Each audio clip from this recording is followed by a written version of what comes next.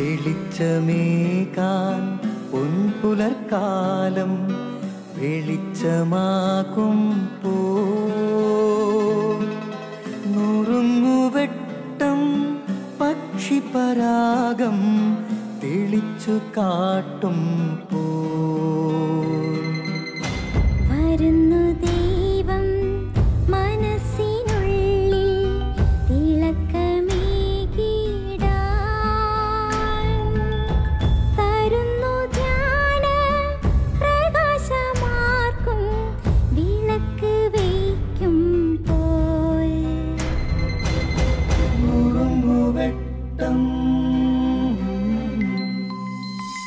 ഇറങ്ങിടട്ടെ ഹൃദന്തമെല്ലാം യുഗപ്രകാശത്താൽ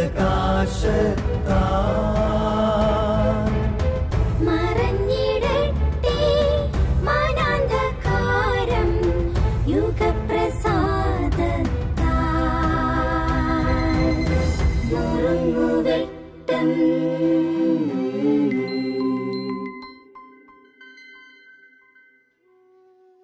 പ്രിയമുള്ളവരെ, ഏലി വിസലിൻ്റെ the night എന്ന പേരുള്ള ഒരു നോവലുണ്ട്. നോബൽ സമ്മാനം കിട്ടിയിട്ടുള്ള നോവലാണ്.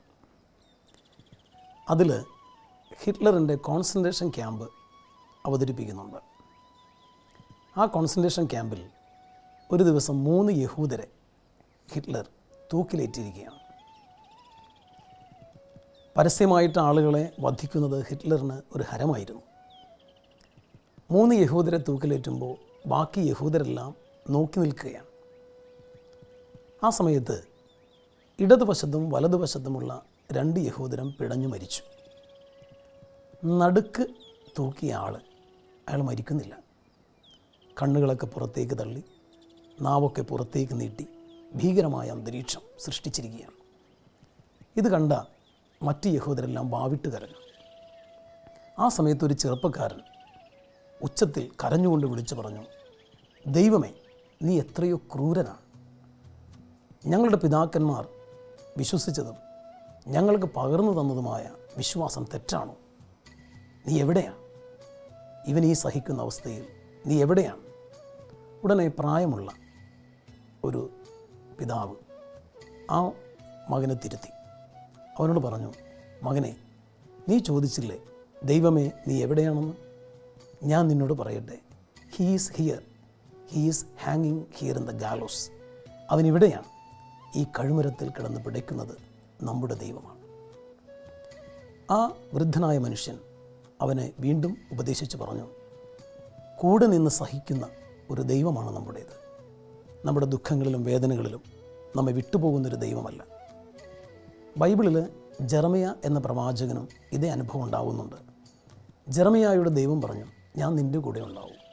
പക്ഷേ പലപ്പോഴും ജെറമിയ കല്ലേറ് കൊണ്ടപ്പോഴും ചാട്ടമാട് അടിയേറ്റപ്പോഴും കിണറ്റിൽ വീണപ്പോഴും ജയിലിലടക്കപ്പെട്ടപ്പോഴും ഒക്കെ ഒറ്റയ്ക്കാണെന്ന് വിചാരിച്ച് ദൈവത്തോട് പറഞ്ഞു, ദൈവമേ, സഹിച്ചതൊക്കെ ഞാൻ ഒറ്റയ്ക്കാണ്, നീ എൻ്റെ കൂടെ ഉണ്ടായില്ല. അല്പസമയം കഴിഞ്ഞ് ജെറമിയ ചാടി എഴുന്നേൽക്കുകയാണ്. ജെറമിയയ്ക്ക് വല്ലാത്ത ഒരു അവസ്ഥ. ജെറമിയ പറയുകയാണ്, നീ എൻ്റെ കൂടെ എന്നും ഉണ്ടായിരുന്നു.